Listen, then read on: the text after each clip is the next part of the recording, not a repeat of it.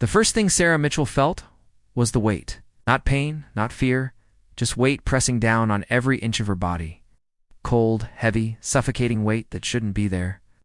Her eyes opened to absolute darkness, not the darkness of a bedroom at night, where your eyes adjust and shapes emerge from shadows. This was different. This was the kind of darkness that exists in places light has never touched. The kind that presses against your eyeballs like a physical thing. Sarah tried to move her hand. It wouldn't budge. She tried to turn her head. Nothing. Panic crept up her spine like ice water as realization dawned in fragments. Her mouth was full of something gritty. Dirt. She was breathing through her nose in short, desperate gasps. The air was thin, stale, wrong, and then the memory hit her like a freight train. Michael, her husband of 7 years, his face above her twisted into something she didn't recognize. The sting in her neck, the world tilting sideways.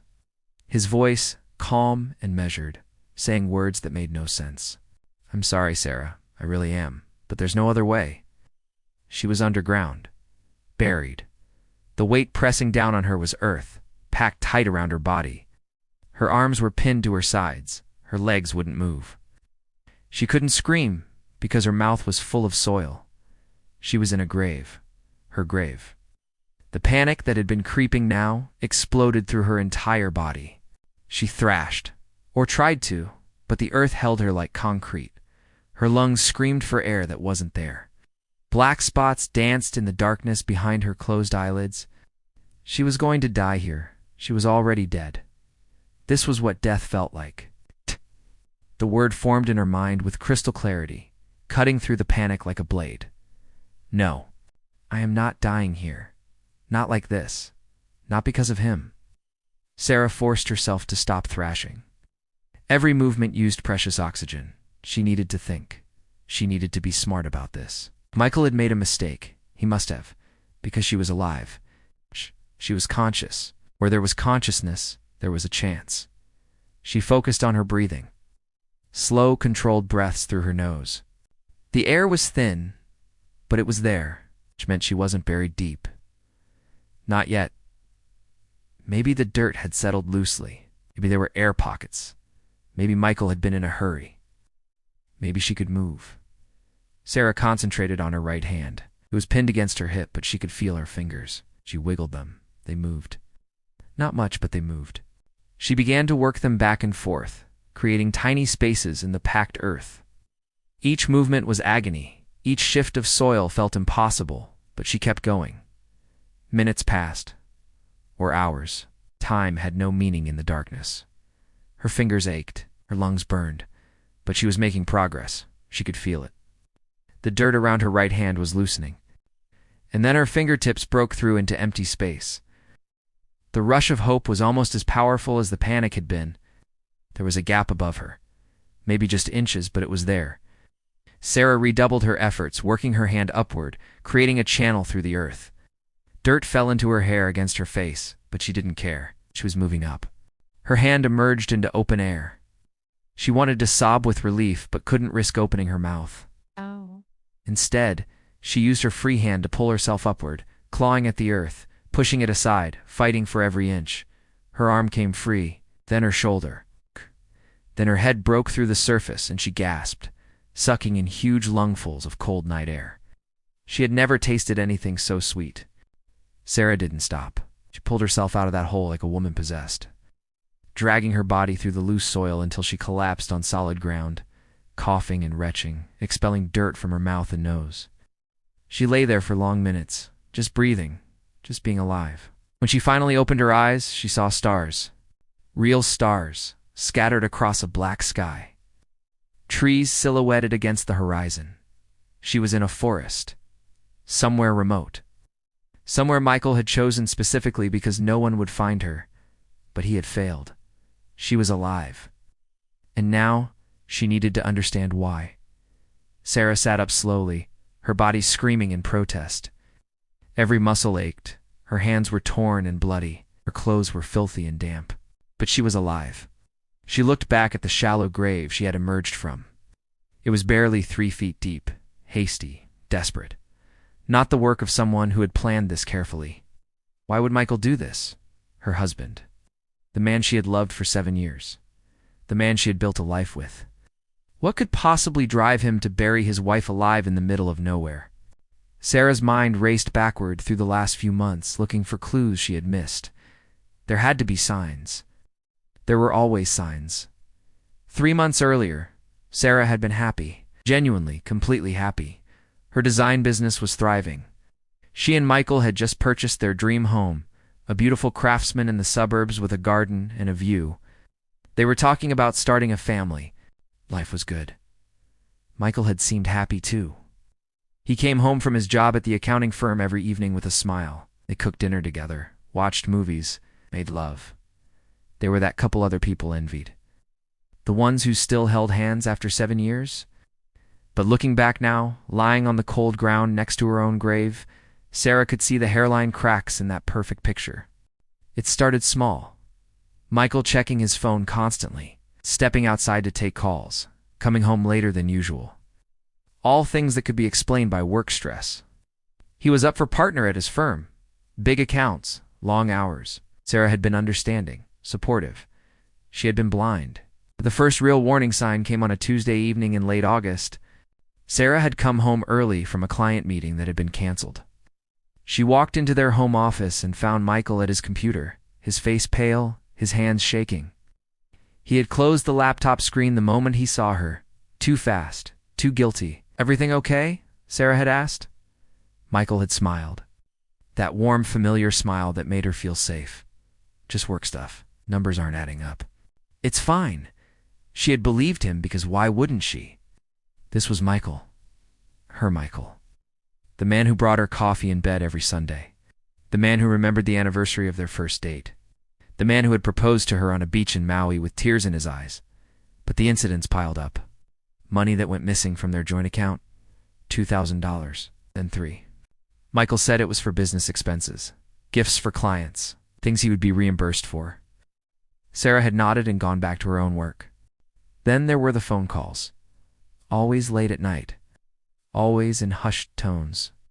Michael would slip out onto the back porch, and when Sarah asked who it was, he would say it was his brother, his mother, someone from work. Always a reasonable explanation. Hey. And Sarah had wanted to believe him so badly that she ignored the voice in the back of her mind whispering that something was wrong. The breaking point came 2 weeks ago. Sarah had been working late on a Saturday, finishing designs for a hotel lobby renovation. Michael said he was going to the gym, then maybe grabbing drinks with some colleagues. He would be home by 10. At 9:30, Sarah's phone rang. It was Jessica, Michael's colleague from the firm. The one he had mentioned several times. The one he said was helping him prepare for the partner review. "Hi, Sarah. This is Jessica from Michael's office. I'm so sorry to bother you on a Saturday. Michael left some files here and I need to get them to him for Monday's presentation. Is he home?" Sarah's blood had turned to ice. "Said he was meeting you for drinks." There was a long pause on the other end of the line. "I'm sorry, what?" "I haven't seen Michael outside of work in weeks. Is everything okay?" Sarah had ended the call, made some excuse. Then she sat in the silence of their beautiful home and felt the foundation of her marriage crack wide open. When Michael came home at 11, his shirt was wrinkled, his hair was messy. There was perfume on his collar. Not her perfume. Something floral and expensive. Sarah didn't confront him. Not that night. Instead, she started watching. Paying attention. Following the trail of lies that she had been too trusting to see before. She discovered the credit card she didn't know about. The one with charges to hotels. Restaurants. A jewelry store where he had purchased a diamond bracelet. She had never received a diamond bracelet. She discovered the burner phone hidden in his gym bag. Text messages to a number saved only as her messages that made her stomach turn. Messages about meeting up. About leaving their spouses. About starting over together. Michael was having an affair. The betrayal cut deep, but Sarah had been prepared to deal with it. People had affairs. Marriages survived them, or they didn't. She would confront him, they would talk, they would figure it out like adults. But then she found the insurance policy. It was buried in a folder on their shared laptop, the one they used for household bills and taxes. A life insurance policy in Sarah's name. $2 million, taken out 6 months ago. Michael was the sole beneficiary. Sarah had never signed any insurance policy. She looked closer. The signature on the digital documents was hers, or a very good forgery. Everything was official, legal, binding. If she died, Michael would receive $2 million. That was when fear replaced heartbreak. Sarah had stood in their home office, her hands shaking, and realized that her husband wasn't just cheating on her, he was planning to kill her. She should have left, should have gone to the police, should have run as far and as fast as she could. But Sarah had been a logical person her entire life. She needed proof. Real proof. Not just suspicions and forged signatures. She needed to catch him in the act. So she had set a trap. She told Michael she was going on a business trip. 3 days in Seattle, meeting with potential clients. She'd booked the flights, sent him the itinerary, kissed him goodbye at the door. Then she drove to a hotel 20 minutes away and waited. She hired a private investigator to watch the house. To document everything, she was going to catch Michael with his mistress. Get the evidence she needed for divorce. For criminal charges, for whatever came next. But Michael didn't bring anyone home. He didn't go out. He didn't do anything suspicious. Instead, on the second night he texted Sarah, "I miss you. I love you. Come home safe." Sarah had stared at that message for a long time, feeling her resolve waver. Maybe she was wrong. Maybe the insurance policy was a mistake. Maybe she was being paranoid. She texted back, "Love you too. Home tomorrow night," and sealed her fate. Sarah sat in the darkness of the forest, her body aching, her mind replaying every moment that led to this. She had come home a day early. Surprise. To see if Michael really missed her, to test him one more time. She'd walk through the front door at 8 in the evening, a suitcase in hand, calling his name. Michael had been in the kitchen. He turned when he heard her voice, and Sarah saw something flicker across his face. Not happiness, not relief, fear. "You're home early," he had said, his smile not quite reaching his eyes. "I missed you," Sarah had replied, watching him carefully. Michael had moved toward her, arms open for a hug. "I missed you too." And then she felt the sting in her neck. Sharp. Sudden. Her hand flew to the spot and came away with a small syringe. She looked up at Michael, confusion and terror mixing as the room began to spin. "What did you do?" His face had crumpled. Not with remorse, frustration. "You weren't supposed to come home early. This wasn't how it was supposed to happen." Sarah had tried to run, but her legs wouldn't work. She collapsed. Michael caught her, lowering her gently to the kitchen floor. The last thing she remembered before the darkness took her was his voice, calm and clinical, explaining what he had done. "I'm sorry, Sarah. I really am. But there's no other way. I need the insurance money. Rachel and I were starting a new life together.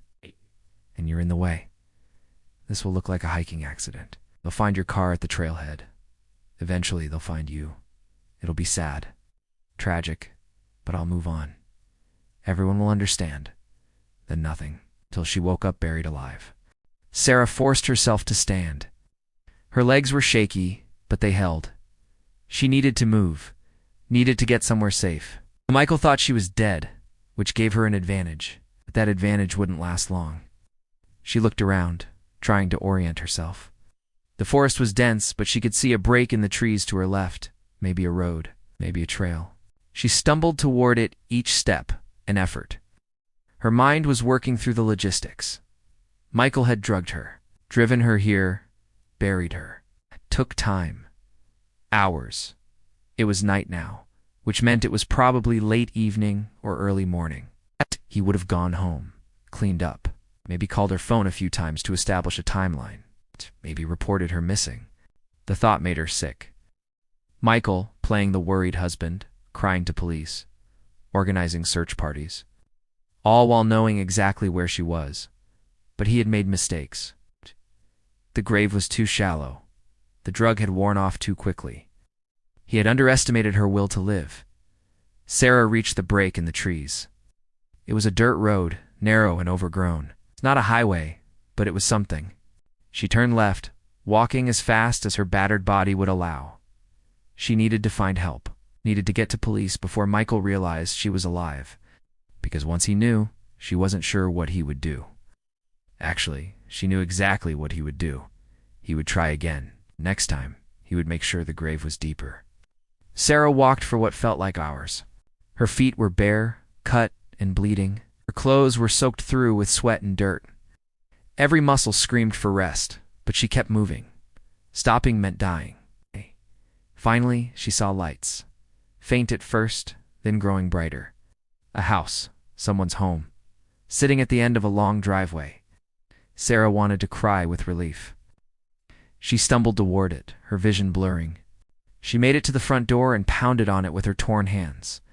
The sound echoed through the quiet night. No answer. She pounded again, harder this time. Please, please be home. The door opened. An elderly woman stood there, her face shifting from annoyance to shock in the space of a heartbeat.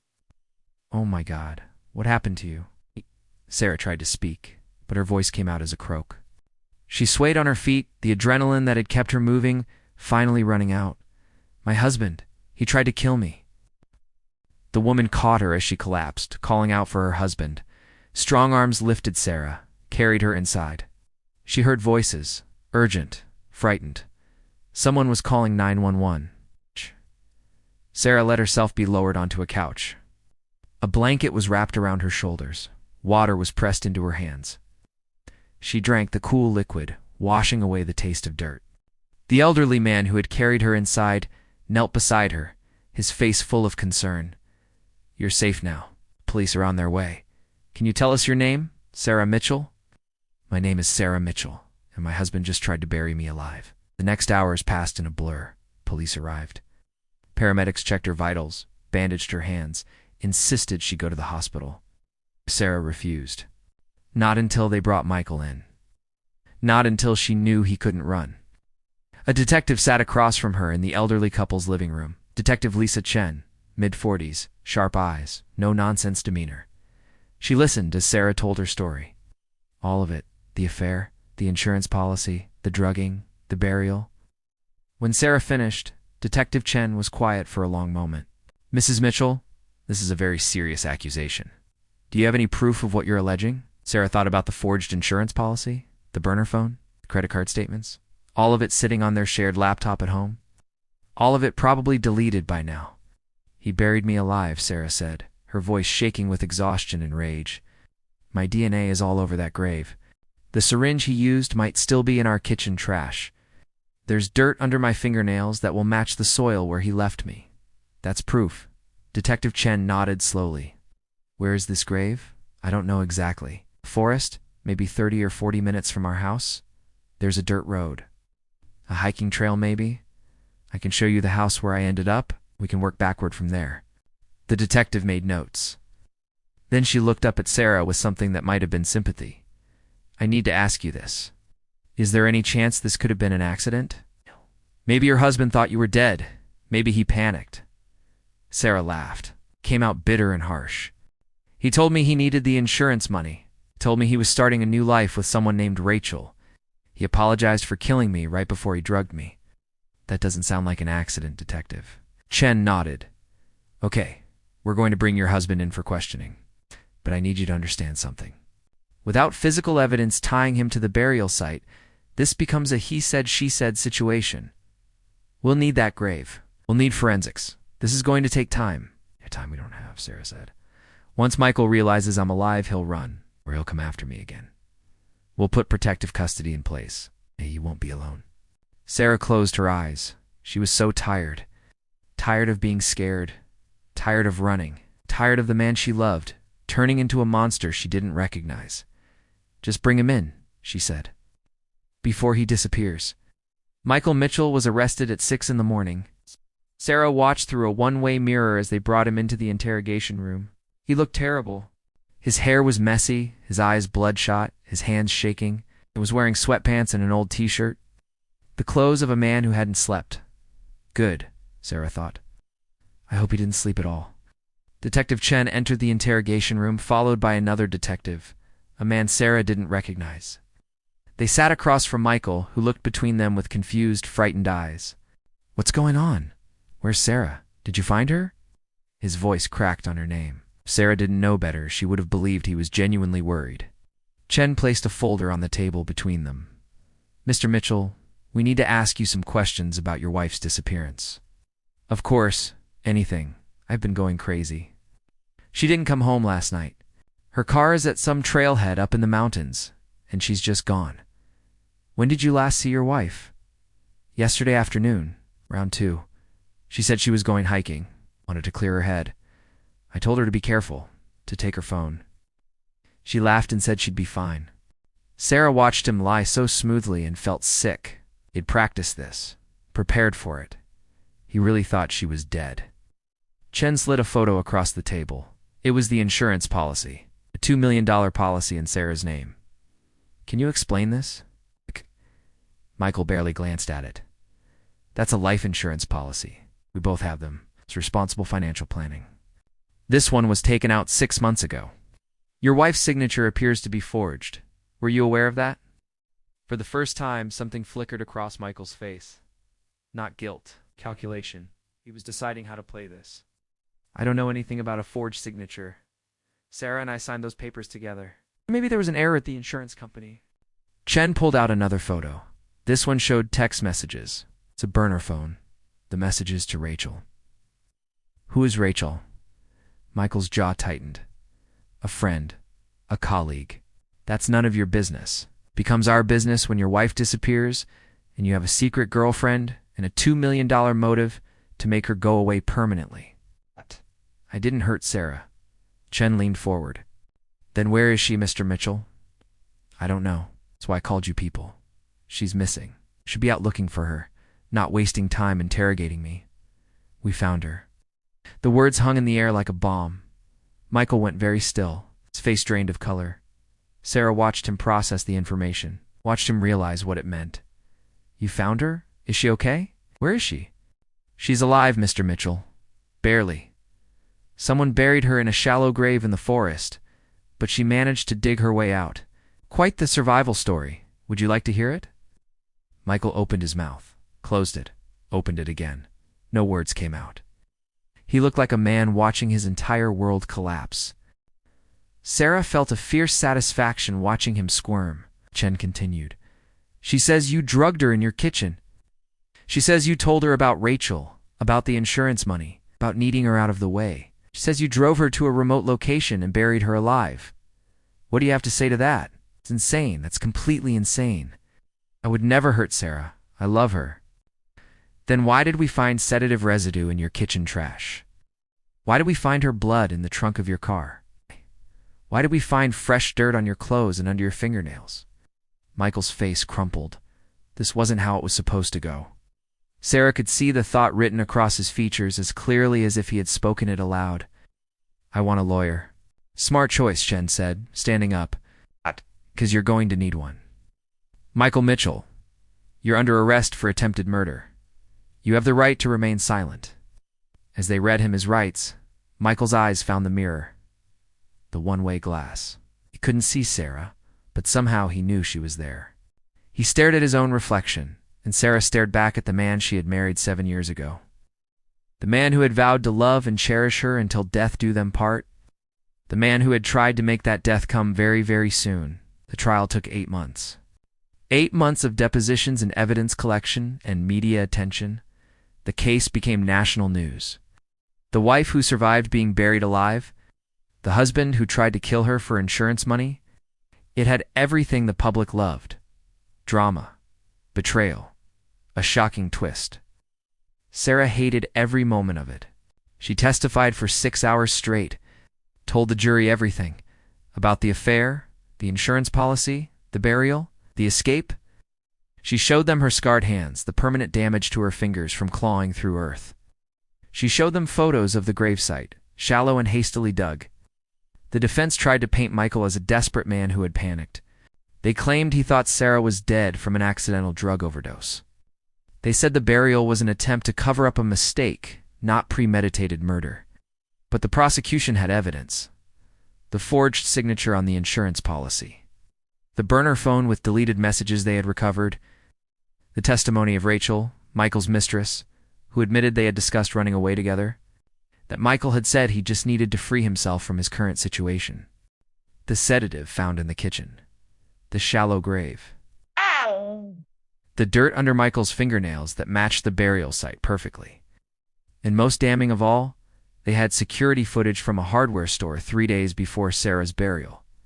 Michael purchasing a shovel, paying cash, telling the clerk he was starting a garden project. He'd planned it. All of it. When the verdict came back, Sarah was sitting in the front row of the courtroom. She watched Michael's face as the jury foreman stood and read the words that would define the rest of his life. Guilty on all counts. Attempted murder in the first degree. Fraud. Forgery. Michael didn't react. He just sat there, staring straight ahead as the judge announced his sentence. 25 years to life. No possibility of parole for 20 years. Sarah felt nothing. No satisfaction. No relief.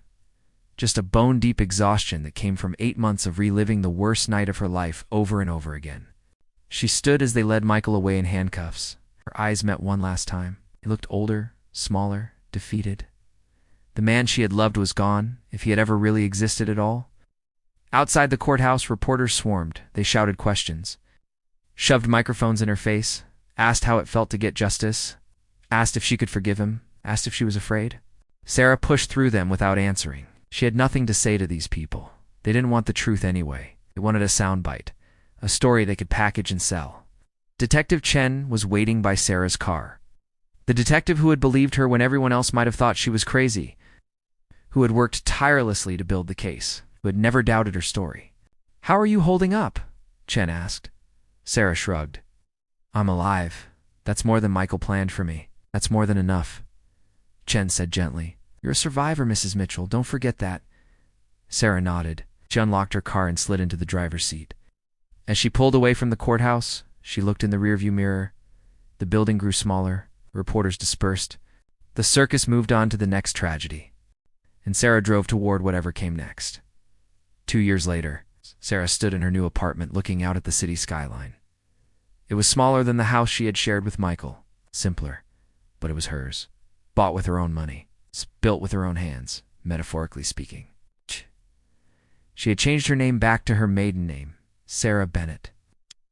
A new identity separate from the woman who had been buried alive by her husband. Her design business had survived the scandal. Barely. She had lost some clients who didn't want the drama. She had gained others.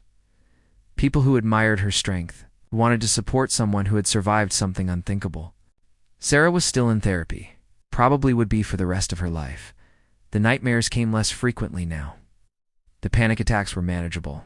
She could sleep with the lights off most nights. Progress. She had learned things about herself in the 2 years since that terrible night. She had learned she was stronger than she'd ever imagined. That she could survive things that would break most people. She could look death in the face and choose to live anyway. But she had also learned darker truths. The people you love most can hurt you worst. That trust, once shattered, is nearly impossible to rebuild. That some scars never fully heal, no matter how much time passes. Her phone buzzed. A text from Detective Chen, who had become something like a friend over the months of trial preparation. Saw the verdict on the news. Justice served. "How are you doing?" Sarah typed back. "I'm okay, really. Thank you for everything." She meant it. She was okay, not happy, not healed, but okay. And for now, that was enough. Sarah set her phone down and returned to the window. The sun was setting. It was painting the sky in shades of orange and pink. Beautiful. Alive. Real. She thought about Michael, locked away in a cell for the next 2 decades. She thought about the grave he had put her in, the darkness, the weight of earth pressing down. And then she let those thoughts go. Because Sarah Bennett was not defined by what Michael Mitchell had tried to do to her. She was defined by what she had done in response. She had fought. She had survived. She had come back from the dead and made sure her would-be killer faced consequences. That was her story now. Not the burial, the resurrection. Sarah took a deep breath, feeling the air fill her lungs. Clean air. Free air. The air of someone who had earned every breath through sheer determination and will. She was alive. She intended to stay that way. The epilogue to Sarah's story came 5 years after Michael's conviction. She was standing in a conference room, presenting designs for a new women's shelter, a place where survivors of domestic violence could find safety, could rebuild their lives, could learn that they were more than what had been done to them. Sarah had poured her heart into this project, used her own experience to inform every detail, made sure the space felt safe, warm, full of light. The board of directors listened to her presentation in silence. When she finished, the chairwoman stood and began to clap. Others joined her. Sarah felt tears prick her eyes but blinked them away. "This is incredible work," the chairwoman said. "When can you start?" Immediately Sarah replied, and she meant it. Because 5 years ago, Sarah Mitchell had been buried in the ground by someone who was supposed to love her. But Sarah Bennett had clawed her way out, had rebuilt herself from nothing, turned her trauma into purpose. She would never forget what Michael had done, would never fully trust again the way she had trusted him, would carry the scars, physical and emotional, for the rest of her life. But she refused to let him win, refused to let that night in the forest define her, refused to be a victim for one moment longer than absolutely necessary. Sarah packed up her presentation materials and walked out of the conference room, out of the building, into the bright afternoon sun. She tilted her face upward, feeling the warmth on her skin, feeling alive in every cell of her body. Michael had buried her, but she had risen, and that made all the difference. In a prison 600 miles away, Michael Mitchell sat in his cell and thought about Sarah. He thought about her constantly, in his dreams, his waking hours, in the endless monotony of prison life. She haunted him more effectively than any ghost. He had been so sure she was dead, so certain that he had planned it perfectly. The insurance money would have set him free, given him and Rachel the fresh start they dreamed about. But Rachel had left him the moment he was arrested, testified against him to save herself. She was married now, he had heard, to someone else, living the life that was supposed to be his. And Sarah was out there somewhere, alive, thriving, if the rumors were true. She had written a book, done speaking engagements, become an advocate for domestic violence survivors. She had turned his greatest sin into her greatest strength. Michael felt no remorse. That wasn't in his nature. But he felt regret, not for what he had tried to do, but for failing, for underestimating her, for not burying her deeper. 20 more years? That's how long until he could even think about parole. By then, he would be in his 60s. Sarah would have lived an entire life without him. The thought should have filled him with rage. Instead, it just felt empty. Everything felt empty now. A guard walked past his cell. Michael didn't acknowledge him. He just stared at the wall and thought about the woman he had loved, the woman he had destroyed, the woman who had refused to stay dead. In a strange way, he was proud of her. She had always been strong, determined. He just never realized how much until she climbed out of that grave. If he could go back, would he do it differently? Michael considered the question honestly, and the answer, if he was being truthful, was no. He would just dig deeper, plan better, make sure there was no possibility of survival, because that was who he was, who he had always been. A man who saw people as obstacles, who removed problems with surgical precision. I felt nothing for anyone but himself. Sarah had loved that man, built a life with him, never saw what he really was until it was almost too late. Almost, but not quite.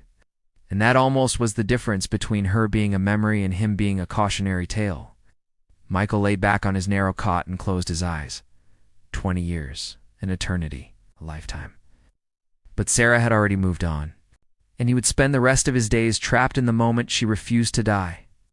10 years after the trial, Sarah received a letter. It was forwarded through her lawyer, who called to warn her before she opened it. The return address was the prison. The sender was Michael. Sarah held the unopened envelope for a long time. She had built a good life in the decades since her burial, had healed as much as anyone could heal from something like that, had found peace, if not happiness. Did she want to let him back in, even just through words on paper?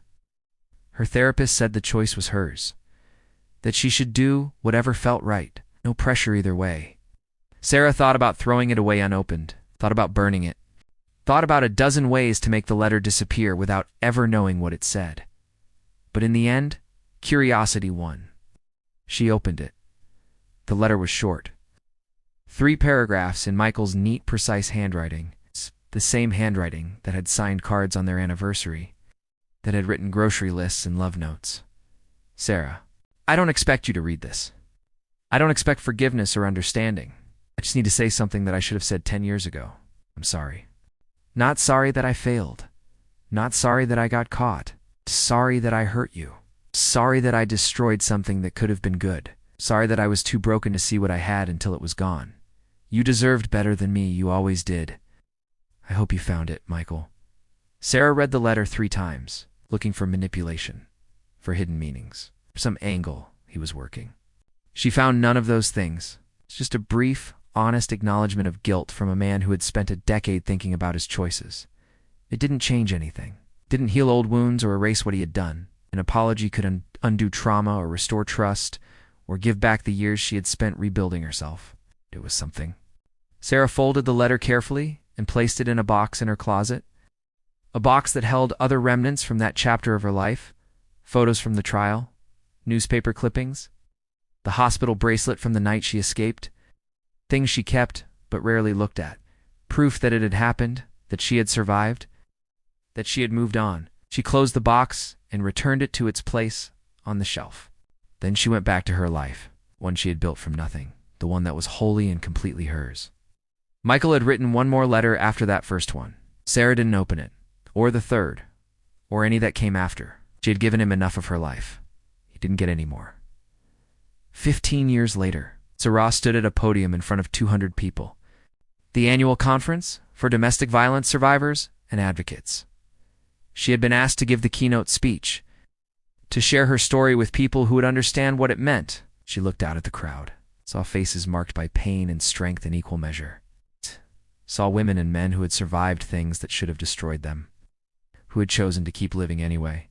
Sarah took a deep breath and began to speak. My name is Sarah Bennett.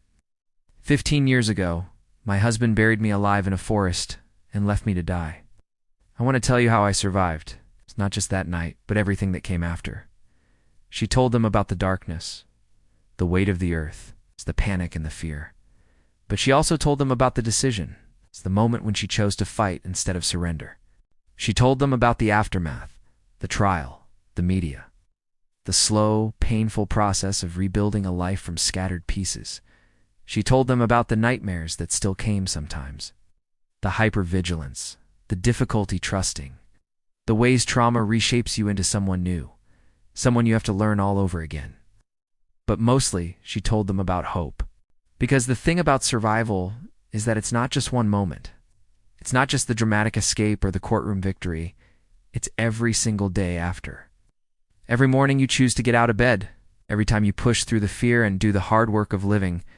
Survival is not a destination. It's a practice. And some days it's easier than others. Some days you feel strong and capable and proud of how far you've come. Other days you feel like you're right back in that grave, buried under the weight of everything that happened to you. But here's what I learned.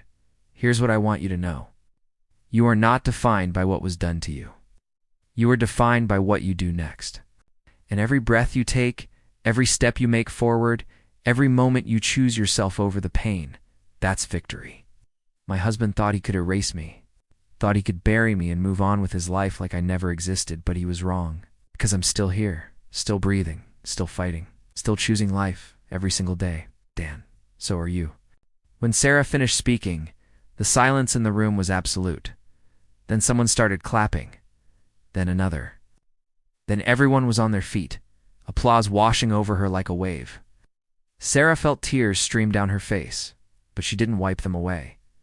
These were good tears, healing tears. The tears of someone who had been broken and had painstakingly put herself back together.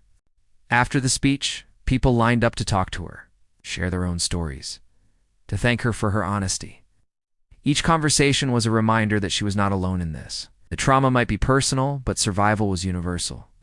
As the crowd thinned, a young woman approached. She was maybe 25, with nervous hands and eyes that had seen too much. I'm in the process of leaving, the woman said quietly. My boyfriend, he hasn't buried me yet, but I can feel it coming. The escalation, the control. The moments where I see him look at me and know he's thinking about how to get rid of me. Sarah took the woman's hands in hers. Then you're already ahead of where I was. You see it? You're naming it? You're taking action? That's so brave. I'm terrified, the woman whispered. Good, Sarah said. Fear means you understand the danger, But don't let it paralyze you. Use it. Let it fuel your escape. And know that on the other side of this, there's a life waiting for you. A real life. One where you don't have to be afraid. The woman nodded, tears in her eyes. Thank you. For surviving. For speaking. For showing the rest of us that it's possible. Sarah hugged her, held her tight, whispered in her ear. You've got this, and you're not alone. Never alone. 20 years after the trial, Sarah received a phone call from Detective Chen. They still talked occasionally, checking in on each other's lives. Chen had retired from the force, was living with her partner in Oregon, seemed happy, but this call was different. Sarah could hear it in Chen's voice. Michael's up for parole, Chen said without preamble. His first hearing is next month. I wanted you to know. Sarah sat down heavily. 20 years. It had gone by so fast and so slow at the same time. Part of her had known this day would come. Another part had hoped it never would. Are you going to speak at the hearing? Chen asked. Sarah thought about it. Thought about seeing Michael again after 2 decades. Thought about standing in front of a parole board and reliving the worst night of her life one more time. Thought about letting him stay buried in her past where he belonged. No, she said finally. I'm not. I gave my testimony 20 years ago. The parole board has all the information they need. My presence won't change anything except to give Michael more space in my life, and he doesn't get that anymore. Chen was quiet for a moment. I understand. For what it's worth, I think you're making the right choice. Sarah felt the weight of the decision settle over her. Right or wrong, it was hers to make. She was choosing herself. Choosing peace over justice. Choosing to let Michael exist in his cell without her there to witness it. The parole hearing happened without Sarah. The board reviewed Michael's case, heard from the prosecution, heard from Michael himself, who had apparently become a model prisoner, who had taken classes, who expressed remorse. The board denied his parole, another 5 years before he could apply again. When Chen called with the news, Sarah felt relief, but not satisfaction. She had stopped measuring her life against Michael's years ago. His imprisonment was justice, but it wasn't her healing. That was something she had to find on her own. 25 years later, Sarah was 60 years old. She had gray in her hair and lines on her face earned through decades of living. Her design business had evolved into something bigger, consultancy that specialized in spaces for trauma survivors. She had worked on projects all over the country. She had never remarried, had dated occasionally, but never seriously. Some people called her closed off, as Sarah called it self-protective. The difference mattered. She was content. Not happy in the effortless way of people who had never known real fear, but content in the hard-won way of survivors who had built peace from rubble. And then she got another call. Michael had been granted parole. After 25 years, the board had decided he had served enough time. He would be released in 3 months. Mandatory counseling. Restrictions on his movements, but he would be free. Sarah hung up the phone and sat in silence. 25 years. More than half her life ago. She was a different person now. Michael was presumably different too. Time changed everyone, even monsters. She didn't feel the panic she expected. Didn't feel the fear. Just a quiet, steady resolve. Michael Mitchell would be free. But so was she. Had been for 25 years. And his freedom didn't diminish hers. She went about her day, met with clients, reviewed designs, had lunch with a friend, lived her life. That night, she stood at her window and looked out at the city. The same view she had looked at for years, familiar, safe. Hers, Michael would walk out of prison in 3 months, breathe free air for the first time in decades, try to build some semblance of a life from whatever was left of him. Sarah hoped he succeeded, not for his sake, for her own. Because she wanted to live in a world where people could change, where redemption was possible, where the worst thing someone had done wasn't the only thing they could ever be. But she also knew she would never speak to him again, would never seek him out or respond if he sought her. That chapter was closed, sealed, buried. The irony of that last thought made her smile. Michael had buried her once. She had buried him 1,000 times since. In therapy, in speaking engagements, in quiet moments of choosing herself over the past. He had tried to make her a corpse. Instead, she became a resurrection story. And that was the truest justice of all. The final chapter. Sarah was 65 years old when she received the news. Michael Mitchell was dead, heart attack. Sutton, he had been living in a halfway house, working as a clerk in a hardware store, trying to rebuild a life that had been gone for decades. And now he was gone completely. Sarah felt nothing. No relief, no satisfaction, no grief. Just a quiet recognition that a chapter had finally definitively ended. She attended no funeral, sent no flowers, made no statement. She simply acknowledged the news and moved on. But that night, she had a dream. She was back in the forest, back in the grave. But this time was different. The earth wasn't pressing down on her. It was beneath her, solid and supportive. She was standing on top of it, looking down at an empty hole. Michael was in the hole, looking up at her. Hey? His face was different from how she remembered. Older, tired, defeated. He spoke, his voice echoing up from the darkness. "I'm sorry I buried you." Sarah looked down at him and felt something shift in her chest. Not forgiveness. She would never forgive what he had done, but something else. Something like closure. "I know," she said, "but I buried you too. Every day for 30 years, I buried you in every choice I made to live. In every moment I chose myself over the fear. In every breath I took that you tried to steal." Michael nodded. He understood, maybe for the first time. Sarah turned away from the grave and walked toward a light in the distance, toward something warm and welcoming and entirely her own. Behind her, the earth began to fill the hole. Slowly at first, then faster, covering Michael, sealing him away, returning him to the ground where he belonged. Sarah woke up with tears on her face. Good tears. Healing tears. The tears of someone who had finally truly let go. She got out of bed and walked to her window. The sun was rising, painting the sky in shades of gold and pink. A new day. Another chance to choose life. Sarah pressed her palm against the glass and made a promise to herself. She would not spend one more moment of her precious, hard-won life thinking about Michael Mitchell. Would not give him one more second of her energy or attention or pain. He had taken 30 years, stolen moments she could never get back, but the rest of her life was hers, and she intended to fill it with light. Sarah Bennett, formerly Sarah Mitchell, survivor of attempted murder, advocate for the broken and the brave, keeper of her own story, turned away from the window and walked toward whatever came next. She was alive. She had never been more grateful for that simple, profound truth. The story of the woman who was buried alive but survived was not a story about death. It was a story about life, about the unbreakable will to keep breathing, about the choice made again and again to rise. Michael Mitchell tried to bury Sarah, but all he did was teach her how to climb. She had been climbing ever since.